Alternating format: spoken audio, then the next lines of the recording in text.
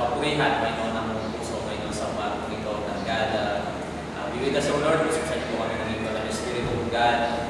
Lord, thank you, Lord. Thanks sa lahat, Panginoon, God, sa lahat ng kaputihan niyo, sa aking mga buhay, sa pamibigay, O Lord, ng aming mga kailangan, Panginoon, lagi rin nandyan para sa bawat sa amin, Panginoon. Hindi niyo kami pinapabayaan, Panginoon. Lagi niyo kami ginagabayan at pinag-protection sa Panginoon. Salamat po, Lord. Sa inyo po namin nabalik yung lahat ng kapurihan, magsamba at pasalamat sa tayong pangalan ng aming Panginoon Jesus.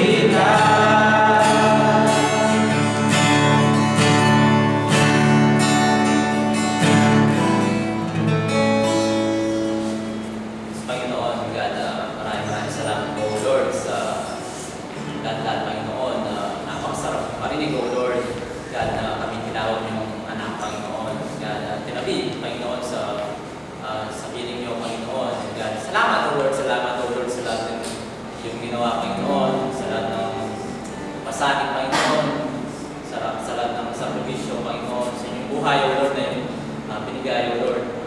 God, para iligtas kami sa iyong mga pagkakasala, Panginoon. God, salamat sa lahat, O Lord. God, dalangin namin, O Lord, na patuloy na kami sumunod sa inyo, Panginoon. Patuloy, Panginoon, na sundin namin ang iyong kalooban, Panginoon. God, upang masunod kami bilang iyong mga anak, Panginoon. Give us, O Lord, sa mga ito, Panginoon.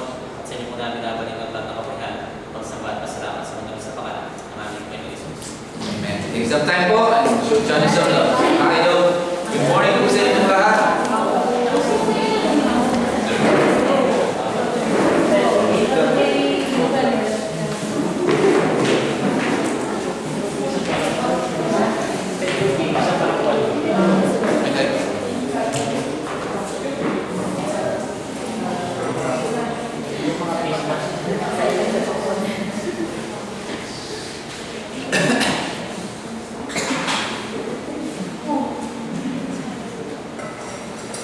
Please.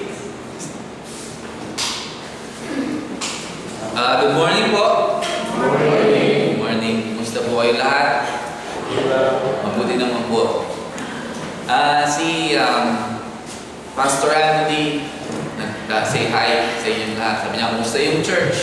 Sabi ko, mabuti naman po. So, si Pastor Anthony, sinasabi niya, hello po sa inyong lahat. Pinapasabi niya sa inyong lahat. Sa ating lahat. Kinukumusta niya yung church. So, please continue to pray for them always. Include them to your prayer, sila Pastor Anthony. Because gusto nilang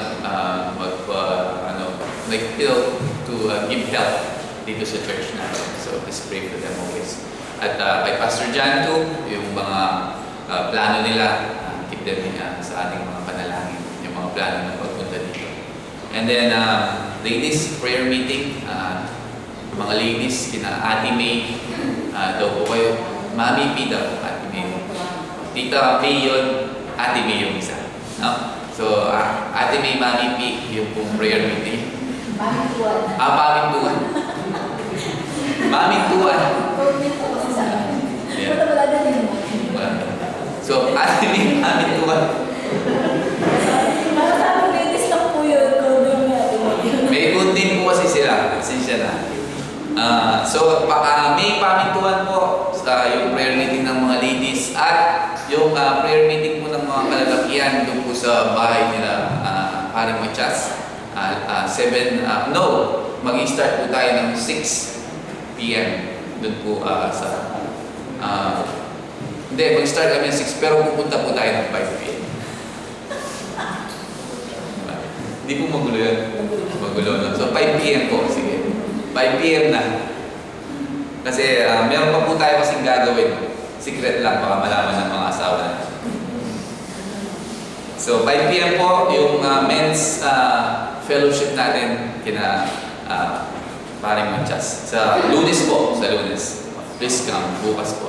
And then we have Wednesday night fellowship, and then same as the rest, we have Sunday service.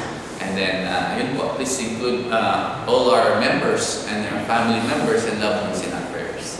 So let's start. Ang title po natin ngayon is A Fresh Start. Wow. Fresh start. So, let's pray. Panginoon, salamat po for this wonderful morning na pinagkaloob niyo sa amin yung buhay na meron kami ngayon na pinagkaloob niyo sa amin. Thank you, Panginoon, for this and the fellowship that we have. Panginoon, ngayong umaga nito, pag-fellowship po kami kasama yung aming mga kapatiran sa pananampalataya, Panginoon, at especially sa iyo, Panginoon. Naway, ngayong umagang ito kami makapagbigay ng kapurihan ng pagsamba sa iyo. Mataas namin yung pangalan mo. At Lord, buksan mo yung puso namin, Panginoon, na yung salita mo ay mangusap sa bawat buhay at puso namin. Hindi lang namin ito pakinggan, but Lord, gawin namin at isa pamuhay namin bilang bawat salita mo na nilalagay mo sa bawat puso buhay namin, Panginoon. Salamat for being there for us always, encouraging us and giving us strength para sa buong maghapon na ito. We love you, we praise you, in Jesus' name we pray. So, a fresh start. Pangalawang Korinto, chapter 7, verse 1 to 5 po tayo ngayong umagang ito. So, kung last Sunday, yung pinag-aralan natin about is, sinabi ni Pablo sa atin is, he calls us to separate yung sarili natin, separate ourselves dun sa impluensya ng mundo, di ba? To the influence of the world, yung mga kasalanan sa mundo, that as Christian, kailangan na i-set apart natin yung sarili natin. Dahil, like Paul said, we are just pilgrims of this world. Diba? Mga maglalakbay lang tayo dito sa mundong ito, that we kailangan natin bilang mga Kristiyano na maging isang magandang ehemplo, example bilang mga Kristiyano, at i-separate natin yung sarili natin dun sa influensya ng mundo na kasalanan at maling mga gawain. So ngayon, umagang ito, Paul gives us encouragement to have a fresh start. Diba? Sa Panginoon, that kung sino man sa atin that messed up o nagkasala o entangled sa kasalanan, there's always a possible or there's always a hope for a fresh start. Diba? Laging nandyan yung grace ng Panginoon to give us a fresh start. If we just, kung pupunta at tatakbo lang tayo sa Panginoon. So let's read verse 1. Sabi niya, kaya nga, mga minamahal, yamang nasa atin ang mga pangakong ito, linisin natin ang ating sarili. Sa lahat ng karumihan, ng laman at espiritu, lubusin natin ang ating kabanalan sa pagkatakot sa Diyos. Sabi ni Pablo. Therefore, having these promises, beloved, let us cleanse ourselves from all filthiness of the flesh and the spirit, perfecting holiness in the fear of God. Sabi ni Pablo. So, sabi dito, kung titignan natin, therefore having this tatlong pangako. So, ito yung natural na conclusion ni Paul doon sa 2 Corinthians chapter 6 verse 14 to 18 o yung pinag-aralan natin last week. Sa mga passage na to, sinulat ni Pablo na we need, like katulad ng sinabi ko, na i-separate natin yung ating mga sarili bilang isang Kristiyano from worldly influence so that we can live a close life sa ating Panginoon. Diba? Na magkaroon tayo ng mas magandang relasyon sa ating Panginoon. Ito yung mga pangako, the commandment to come out from among them and be separate. Doon sa 2 Corinthians 6:17 na yon is merong dalawang pangako na sinasabi.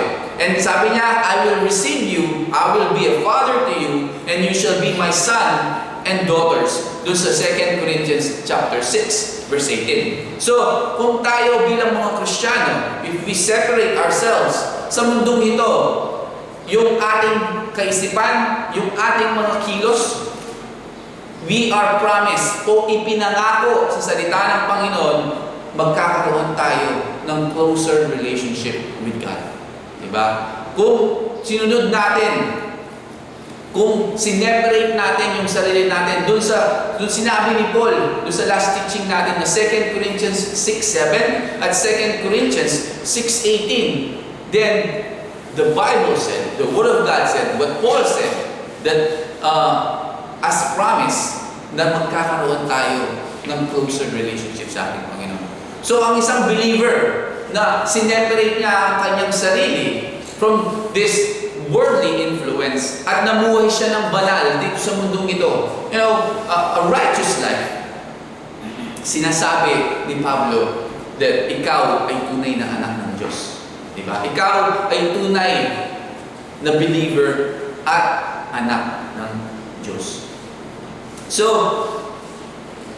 yung believer na yun, yung Kristiyano yun, tayo na sineperate natin yung ating sarili, we are being adopted as a child of God. Diba? Tayo ay, inambon na ng Panginoon bilang anak niya o adopted as a child of God.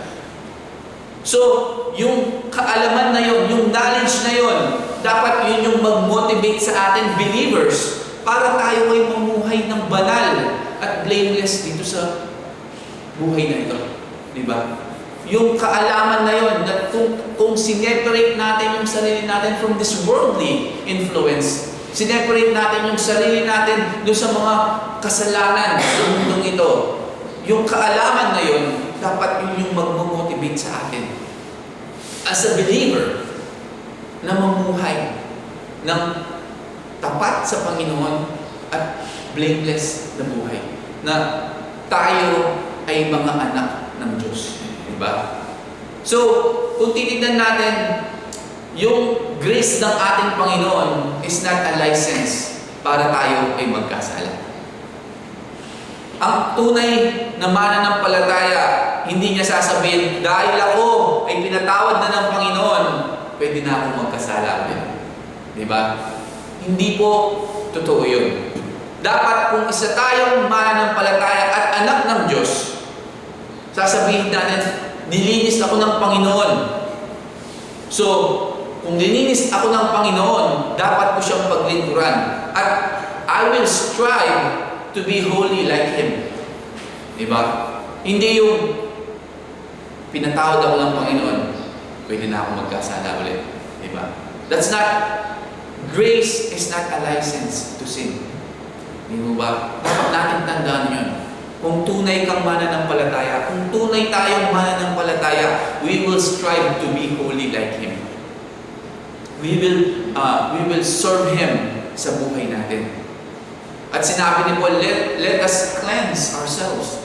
Sabi ni Pablo dito, di ba? So, yung paglilinis ng ating mga kasalanan is a work of God. Hindi natin trabaho. He washes our hearts, He renews us, and with the Holy Spirit, He regenerates us. Diba? Yun lahat yung trabaho ng ating Panginoon. Hindi tayo. Sabi nga in Romans 8:29-30, sabi niya, for those whom He foreknew, He also predestined to be conformed to the image of His Son, in order that He might be the firstborn among many brothers. And those whom He predestined, He also called. And those whom He called, He also justified. And those whom He justified, He also glorified. Sabi niya. Makikita natin who God is and kung ano yung ginagawa niya sa bawat buhay natin. So, pinili niya tayo. Siya yung nagkusa na iligtas tayo at piliin tayo. Hindi natin siya pinili, but pinili niya tayo. Diba? Yun yung lagi nating tandaan bilang mga Kristiyano. We didn't choose. Hindi natin pinili ang Diyos. Pinili niya tayo. He took initiative of that. Sabi in Ephesians verse 1-4, even as He chose us in Him before the foundation of the world. Sabi niya. Diba? So bago pa man itong mundong ito na ginawa niya, ay alam na niya tayo at pinili na niya tayo. Diba? So, kung titignan natin, hindi niya, ang ating Panginoon, hindi siya titingin at sasabihin niya, Arnold, napakabuti mong tao. And then, sasabihin niya, pipiliin kita. Diba? Hindi po ganun. So, God, predestination. Ibig sabihin, everything has already been decided ng ating Panginoon. Yun yung tinatawag ng predestination. So, ibig sabihin, ulitin ko, everything has already been decided ng ating Panginoon before the foundation of the world. It is a predetermined. Ibig sabihin naman nun, decided or naka-arrange na lahat. Na-arrange na lahat. No, ibig sabihin, decided na lahat at in-arrange niya na lahat. So, yung mga pinili niya to love and to save mga individual sinners, yun yung mga, sabi dito, not lovely and we're not good. So, kung titignan natin, ang lahat ng bagay dito sa mundong ito, o yung lahat ng nangyayari sa bagay dito sa mundong ito, makikita mo na ang ating Panginoon lahat ang nagtatrabaho o gumagawa ng lahat ng ito. Sabi nga, He predestined. He conforms, He calls, He justifies, He glorifies. At lagi natin tatandaan, God is sovereign. So, He's taking the initiative. Siya yung, namumuna sa lahat. Ginagawa niya lahat. So yung salvation natin, hindi ito result dahil tayo ay mabuti. Dahil dun sa mga work natin, hindi dahil sa atin. At yung sanctification, it's also through Him. Sa ating Panginoong Jesus. Sabi sa Philippians chapter 1 verse 6, I am sure of this, that He who began a good work in you will bring it to completion at the day of Jesus Christ. Diba? So kung ano yung sinimulan ng ating Panginoon, He is going to finish sa ating buhay. So ito ay napaka-importante. So by our own strength o yung sa ating kapangyarihan or yung willpower natin, we cannot overcome sin. Hindi natin ma-overcome yung kasalanan sa buhay natin. Na hindi natin pwedeng sabihin isang araw, pagising natin, hindi na ako magkakasala. Diba? Pagising mo sa umaga, isang araw, sasabihin mo, hindi na ako magkakasala ngayon. O hindi na ako iinom ng alak ngayon. I'm not going to lust anymore. Or hindi na ako mawawalan ng temper ngayon. Yung sariling willpower natin ay hindi sapat to change yung buhay natin. Yung sarili nating kalakasan, hindi natin kayang baguhin yung ating mga sarili. So, paano natin ma-overcome yung mga bagay na yun sa buhay natin? It is through Christ Jesus. Sa ating Panginoong Jesus lamang. He is the one who can change us. Hindi yung sarili natin. The Holy Spirit regenerates yung bawat puso natin. Yung role ng ating Panginoon is the Savior. Siya yung justifier ng buhay natin. Siya yung sanctifier ng buhay natin. Hindi tayo, but the Lord, the Holy Spirit, God Himself. So, kung ganon, ano yung role natin bilang mga believers? Ano yung role natin kung ganon? Kung ang Diyos, yung sanctifier, yung justifier, siya yung magbabago ng buhay natin. Anong gagawin natin bilang mga believers? Higa na lang. Tapos, maghihintay na lamang, magre-relax. Tayo yung kino-conform nito. So, we are the ones being conformed as believers. So, kung titignan natin yung dito yung example, we are the clay, He is the potter. Diba? Yung clay, kailangan niya ng potter para siya ay ma-mold and shape doon sa gusto ng pattern. So we must, ano yung dapat natin gawin bilang mga Kristiyano is to cooperate as a clay. Diba? Tayo yung clay, ang Diyos yung pattern. So, kung gusto mong maging ma-mold and shape, we must cooperate sa ating Panginoon. We cooperate with Him as He works sa buhay natin. Diba? Magko-cooperate tayo sa Panginoon habang siya yung nagtatrabaho sa buhay natin. Gagawin natin yon paano? By submitting yung will natin sa Kanyang will. Diba? Na isubmit natin yung buhay natin, yung kalooban natin, yung will natin sa kalooban ng Panginoon. We come to Him at sasabihin natin, Lord, we want to change by You. Have Your way sa buhay ko, Lord. Instead na mag-resist tayo o resisting yung kalooban niya, yung will niya, we need to embrace yung will ng Panginoon sa buhay natin. Diba? Huwag tayong mag-resist because God cannot mold us kapag nire-resist natin ang Panginoon. Diba? Tingnan natin, example natin yung clay. Kung sa paglagay nyo yung clay ay magre-resist dun sa pattern na ayaw niyang magpamold sa palagay nyo, mamomold siya na bilang isang paso.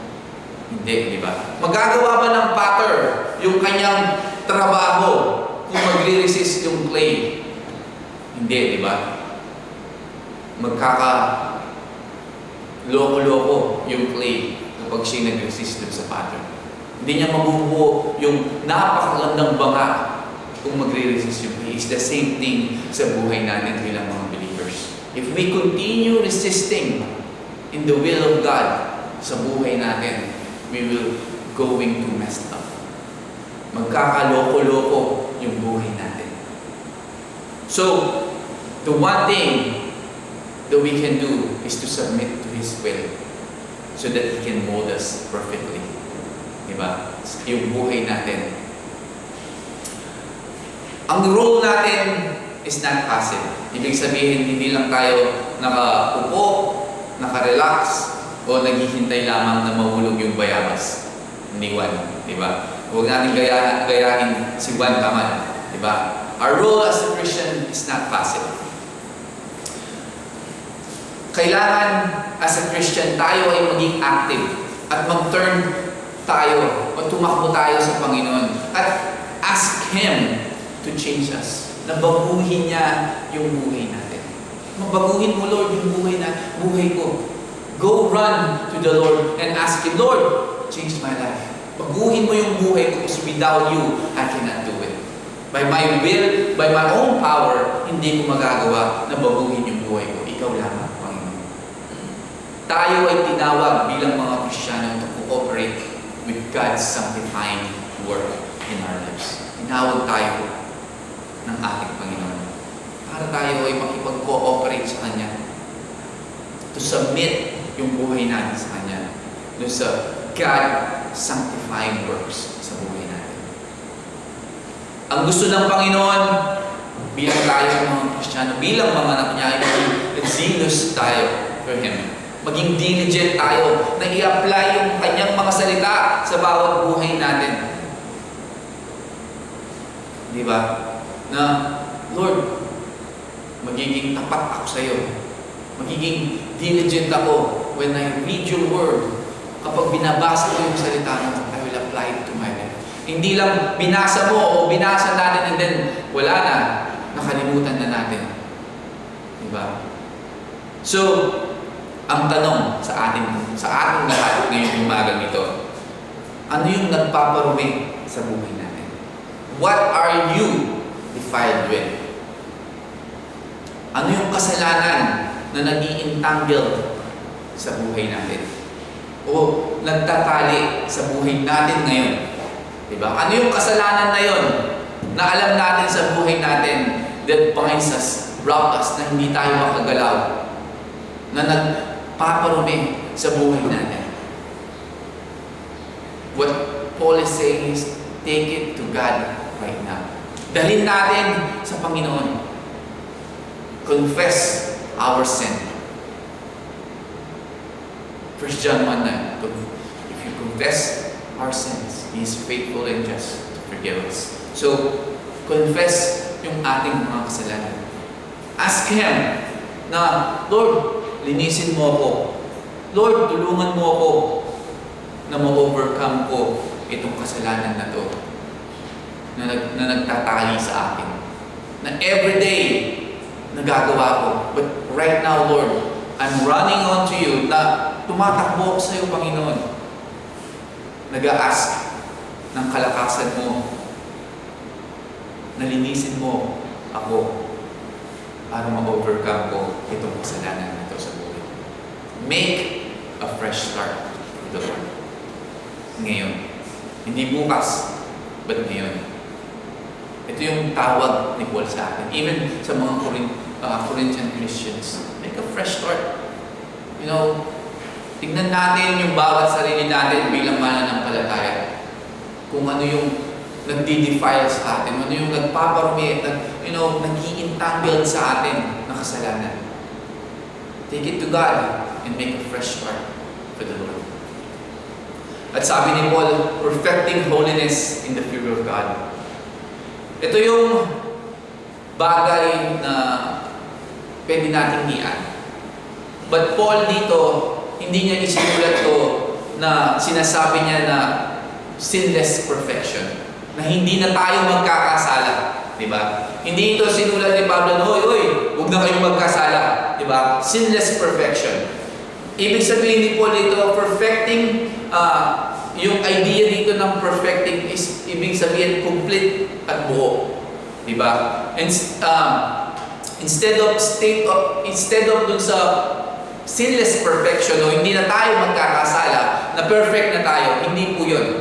Sinulat ni Pablo dito yung complete o buo na holiness. Diba? So, ibig sabihin, ano yung ibig sabihin ko dito? Hindi sapat na linisin lang natin yung ating sarili from all the filthiness. Nasabihin natin kay Lord, Lord, linisin mo ako. Hindi sapat yun.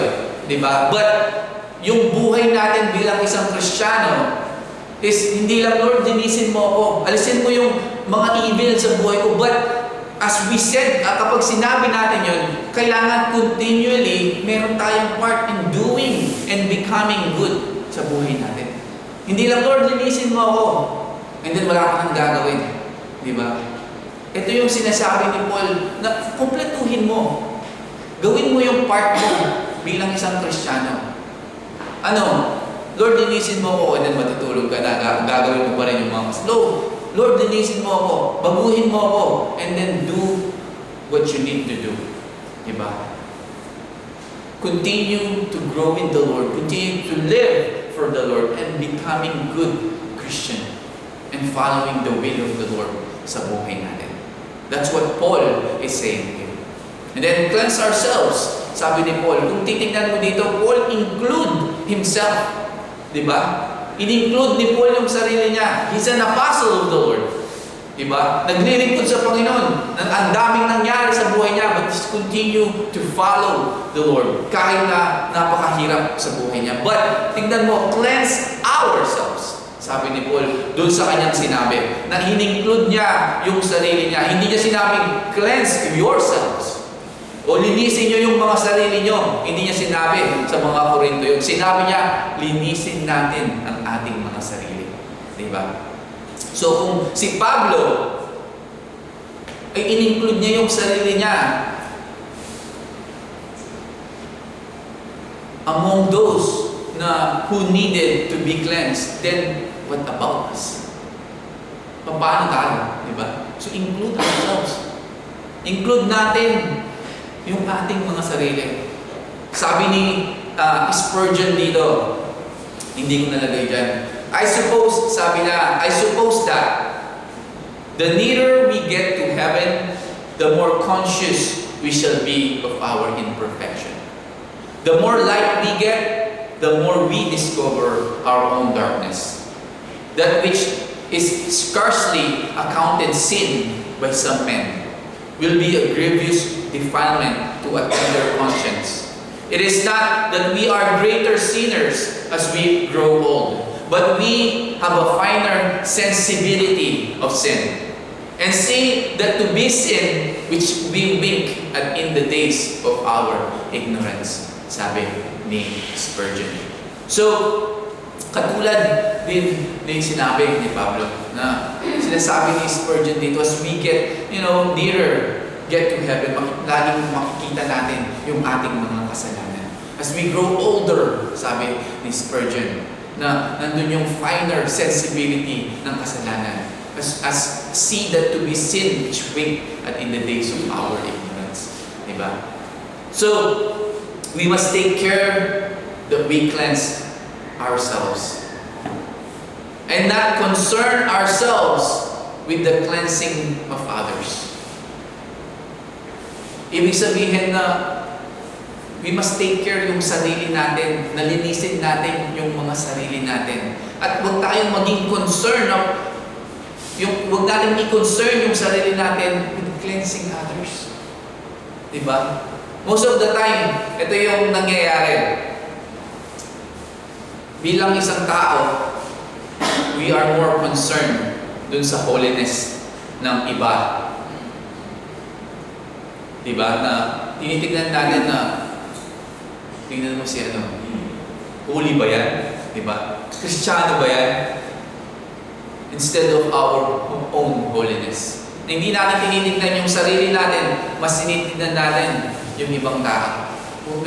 Na mas concerned tayo sa kanyang holiness than to our holiness.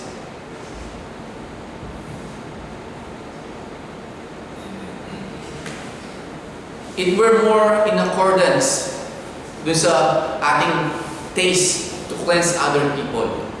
Na i-attempt natin yung moral reformation among our neighbors. Na tinitingnan natin, dapat nag-church yan. Dapat laging active sa church yan eh. Kasi makasalanan, di ba? So, we are like that sometimes. No? Hindi naman lahat, but some Christians, mga ibang mga Kristiyano, na sinasabi, mas concerned sila in the holiness of others, na hindi nila tinitingnan yung sarili na, are you holy? Na holy ba ako?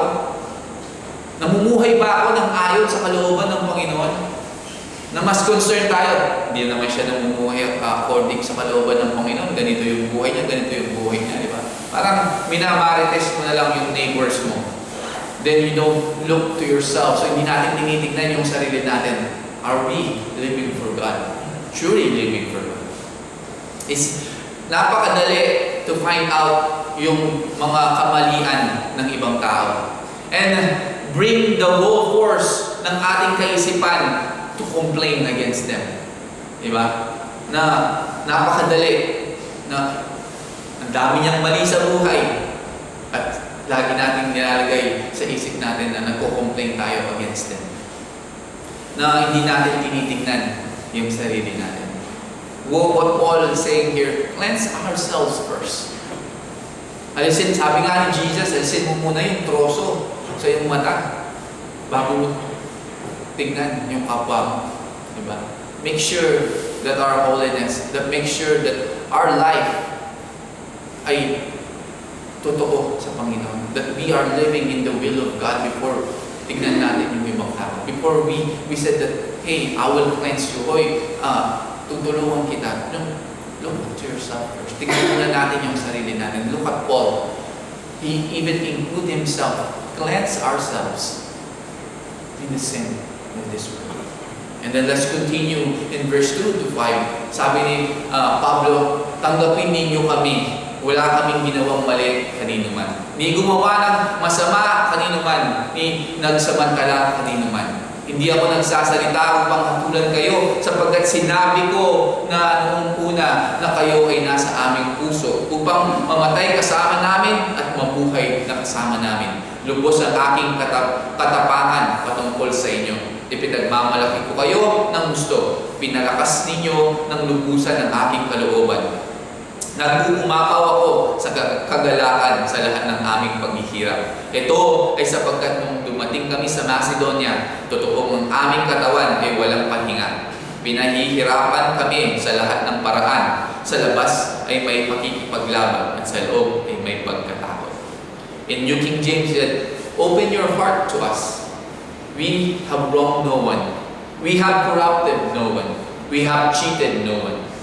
I do not say this to condemn, for I have said before that you are in our hearts, to die together and to live together. Great is my boldness of speech towards you. Great is my boasting on your behalf. I am filled with comfort. I am exceedingly joyful in all our tribulation. For indeed, when we came to Macedonia, our bodies had no rest, but we were troubled on every side. Outside were conflicts, inside were fears, sabi ni Pablo. So, kung titignan nyo dito, as started in verse 2, nag-iba yung sinasabi ni Pablo dun sa topic niya. Sabi niya, open your hearts. So, kung titignan natin in 2 Corinthians 6:11 to 13, sinulat ni Pablo, we have spoken openly to you. Yung our heart is wide open. You also be open dun sa mga pinag-aralan natin last week. Then, kung mag-jump in ka naman in 2 Corinthians chapter 6 verse 14 hanggang 7 to 1, Paul dealt dun sa worldliness na nananatili sa mga buhay ng mga taga-Korinto. So, having the kind of open relationship na doon sa mundo, sinasabi ni Pablo that magkaroon din kayo ng open relationship sa akin, sabi ni Pablo. So, doon sa verse na yon, kinonfront ni Paul yung mga taga-Korinto about yung buhay nila na makamundo. Na binubuksan nila yung buhay nila, yung puso nila in the worldly influence at sinasara nila yung puso nila kay Pablo. Now, isinulat ni Pablo ito doon sa verse 2 ng chapter 7 na buksan nyo yung puso nyo sa akin. Open your heart to us. So Paul returns doon sa idea na iniwan niya doon sa 2 Corinthians chapter 6 verse 11 to 13. Sabi niya, Paul was completely honest sa mga taga-Corinto na Kristiyano. Na sinasabi niya sa kanila na nagiging honest si Pablo na buksan nyo yung mga puso nyo para makita nyo yung katotohanan tungkol sa akin at dun sa ministry ko na sinasabi ni Pablo sa mga taga-Corinto. So the Corinthian Christians dito, dahil sila'y naniniwala ng maraming kasamaan na bagay tungkol kay Pablo. Yung mga false teachers doon sa mga taga-Corinto ay naniniwala sila doon sa mga bad report na sinasabi tungkol kay Pablo. Na sinasabi, God wasn't using Paul. Na he didn't have the kind of image ng isang apostol. Diba? Wala siyang authority, wala siyang kapangyarihan bilang isang apostol. Pero, yung totoong problema ng mga taga-Corinto ay hindi yung information na nalalaman nila. Diba? Hindi yung mga information na nalalaman nila dun sa mga false teachers. Ano yung problema ng mga taga-Corinto na Kristiyano? Yung puso nila. Their hearts. Yung puso nila it's been open sa kamunduhan, but they are not open to Paul and to his ministry. At yung sinabi ni Paul na unequally yoked, doon sa last passage na pinag-aralan natin, Paul told them na isara niyo yung mga puso niyo sa mundo, sa impluensya, sa kasalanan ng mundo ito. Ngayon ang oras para buksan niyo yung puso niyo para sa amin. Yun yung sinasabi ni Pablo. At sinabi ni Paul, we have wronged no one. We have corrupted no one. We have defrauded no one. Kung babasahin niyo yung Korinto, yung mga epistle ni Paul, Paul reminds the Corinthian Christians that yung kanilang nalalaman. Despite what some troublemakers na sinabi about Paul, wala silang magandang rason to criticize Paul. Kung ano yung kiniklaim ni Paul dito na defrauded no one, kung titignan natin yung epistle ng Corinthians, Paul meron siyang inorganize na collection para sa mga mahihirap na Kristiyano, di ba? Sa Judea, at meron siyang responsibility dun sa significant amount ng pera. Makikita natin yun sa 1 Corinthians 16, chapter 16, verse 1 to 4, na nag-collect siya ng money. So, kaya sinasabi ni Paul dito, I defrauded no one, na wala akong niloko kahit sino man. Diba? Dahil dito sa responsibility niya na kinulek niya para sa Judea, natutulungan niya yung mga mahihirap doon. I do not say this to condemn, sabi ni Paul. So Paul, yung desire ni Paul dito ay hindi i-condemn yung mga taga-Corinto na Kristiyano. But gusto ni Pablo is to restore the bond, yung fellowship na meron sila dati. Diba? So hindi kinukondemn ni Paul yung mga taga-Corinto. Ano yung ginagawa ni Paul? Is kinukorek niya ang mga taga-Corinto. Because gusto ni Pablo na may balik yung dating sila, na fellowship nila kay Paul at sa Panginoon. Dahil Paul ay mahal niya yung mga taga-Corinto na Kristiyano. Na sinabi ko na rin dati, di ba? At sinabi na rin ni Pablo that I have said before that you are in our hearts. At sinabi dito ni Paul, to die together and to live together. Na mamatay kasama kayo at mabuhay kasama din kayo. Ganon kamahal ni Pablo ang mga taga-Corinto. So, Paul confronted yung mga Corinto na Kristiyano dito, but hindi niya ito kinukondemn. Kinoconfront niya lang ito sa mga kasalanan na meron siya. Yes, it is possible po na i-confront mo without condemning. Di ba? Pero nakakalungkot sa panahon natin ngayon when you confronted someone, they think that you are condemning them. Diba? Kapag kinonfront mo ang isang tao, unang-unang iisipin niya, kinokondem mo ako. Hinuhusgahan mo ako. Hindi. Diba? As a Christian, when we confront someone, we confront with love. May pagmamahal.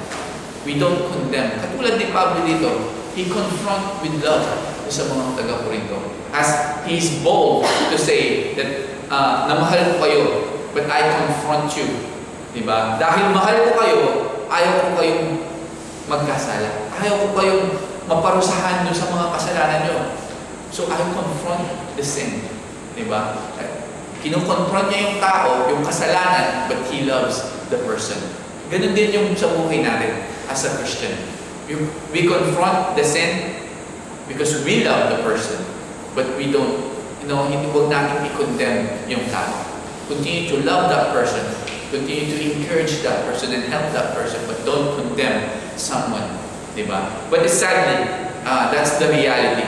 Diba? Na kapag kinonfront mo yung isang tao sa kanyang kasalanan, either tatanggapin niya yung confrontation na yun with love and na may pagbabago ng puso, or yung pangalawang option niya is to justify and ma-offend siya at sasabihin niya, you're condemning me. Diba? So, well, continue to confront the sin but love the person always, like Pablo here. And then sabi niya, great is my boldness of speech towards you. Great is my boasting on your behalf. Yes, Paul, dito, kung titignan natin, hindi siya nag-hesitate. Hindi siya natatakot na i-criticize yung mga taga-Corinto because mahal niya. Diba? Hindi siya natatakot na i-confront sila dun sa mga kasalanan niya. It's the same thing sa ating lahat dapat. When you see your brothers and sisters sinning, don't hesitate. Huwag tayong matakot to confront, diba? Yung kasalanan ng isang taong ito. Because you love that person, you confront the sin. But lagi mong pauna, I'm confronting you because I love you. Mahal kita, kaya kino-confront ko yung kasalanan mo. I'm not condemning you in any way, sabihin mo sa kanya. But nasa kanya na yun. But we see Paul here, hindi siya nag-hesitate, hindi siya fearful in criticism to the Corinthians.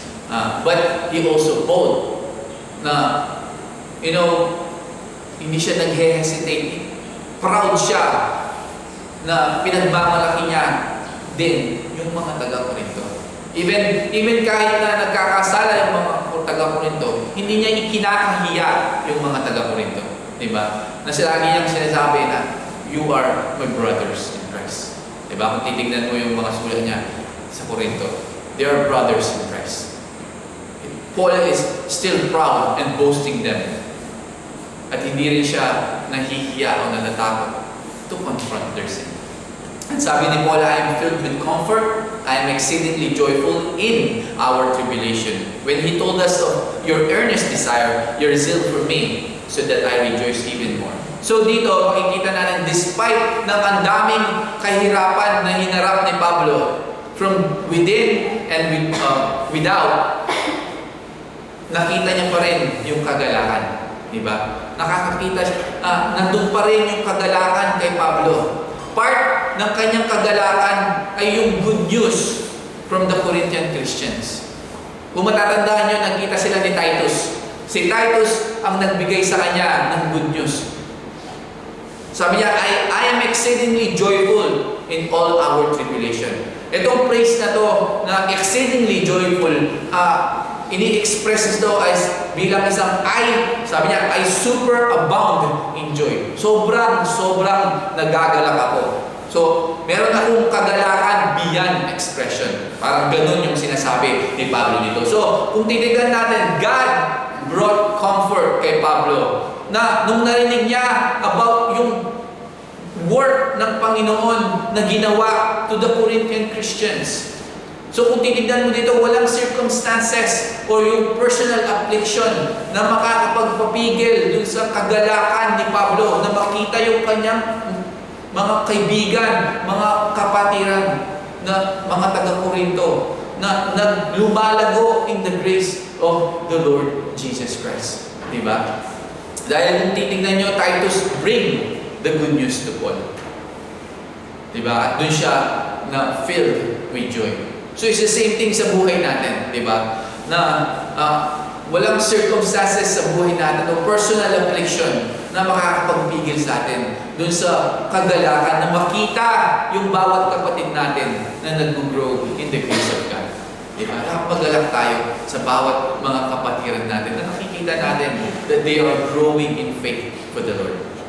So Paul dito was comforted doon sa fact na yung mga taga-Corinto responded well doon sa previous letter niya, doon sa 1 Corinthians, di ba? Na though si Paul himself ay maraming problema at maraming pinagdaraanan sa buhay niya na kahirapan at kasakitan, pero yung repentance in response doon sa kanyang confrontation, rebuke sa mga taga-Corinto ay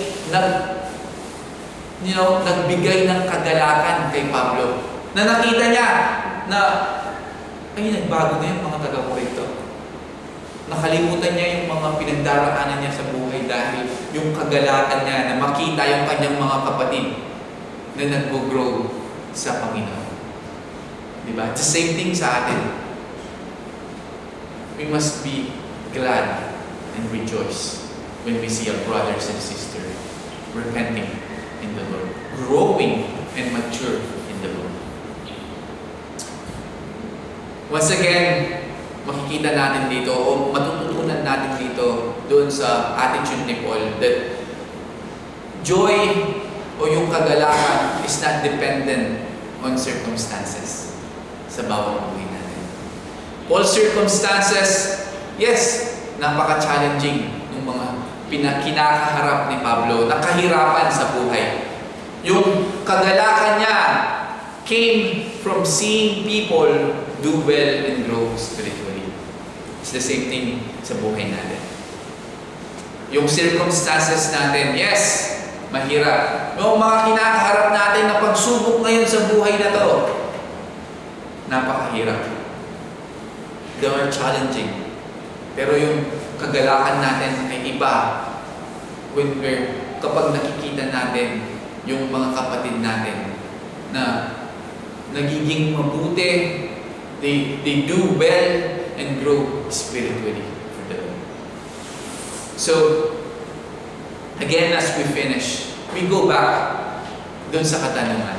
Diba? As Paul said dito, that make a fresh start to the Lord. So, again, uulitin ko yung katanungan. What are you defiled with? Ano yung mga karumihan na meron tayo? What sin may you be entangled in? Dala natin sa Panginoon. Confess our sins. Ask Him to cleanse you and help you to overcome them. Make a fresh start. At as Paul here at the end, he is glad na nagagalak siya na makita yung kanyang mga kapatid sa pananampalataya making a repentance, truly repentance to the Lord, at nag-grow sila spiritually. So, magagalak kami, tayong lahat, if we see each other growing in the Lord spiritually. Growing and maturing in the Lord every day sa buhay natin. So, all of us, if there's something in us right now that binding us in sin, take it to God and make a fresh start. Para sa Panginoon. Let's pray. Panginoon, salamat po sa mga salita mo na pinangaral mo sa amin. Binibigay po namin lahat ng papuri at pagsamba sa inyo, Panginoon. At kalwalhatian, Panginoon. As far as you, Lord, be the glory and all. May you continue to guide us and protect us. Continue, Lord, na ilayo mo kami sa kapahamakan, Panginoon. Lord, I pray na hindi kami manahan sa sarili namin kalakasan, but to you, Lord, because Lord, we want to be strong, Panginoon, and we want to separate ourselves from this world, Lord. And Lord, kung meron mga kasalanan na meron kami sa buhay, Panginoon, I pray na tanggalin nyo sa puso, sa isipan namin, Panginoon. We want to make a fresh start sa buhay namin. To serve you, to magnify you, to give you praises sa buhay namin every day. Thank you so much, Lord. We love you and we praise you. In Jesus' name we pray. So read your Bible, say your prayers, and love one another. Love you all guys. Let's stand and worship.